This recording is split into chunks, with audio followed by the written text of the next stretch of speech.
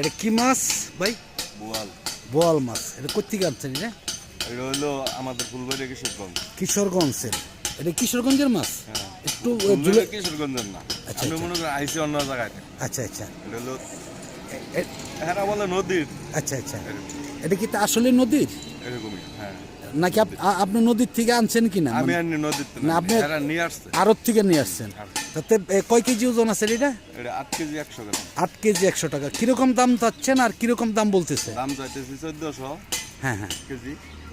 মানুষে বলে 6000 7000। 6-7 হাজার টাকা বলছে। 6 থেকে 7 হাজার টাকা। মাছটা একটু এইভাবে ধরতে পারবেন?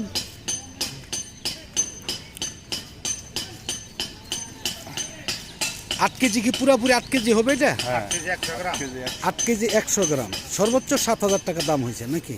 এর বেশি বলে নাই আর? এর বসে একটু সামান্য একটু বেশি বলছে। একটু সামান্য বলছে। তাতে কি দিতেছেন না নাকি? না না, এটা চলতেছে। লস হয় আপনার না? হ্যাঁ, লস হয়। তাই এই যে আপনার যে গুড়া মাছ এটি তো বিক্রি করতে হবে। এটার আশায় যদি আপনি থাকেন তাহলে তো এই ছোট মাছগুলো আপনার নরম হয়ে যাবে, বিক্রি করা হবে না। তাহলে তো আপনি অনেক আরো ক্ষতি বেশি ক্ষতির মুখে পড়তেছেন, তাই না?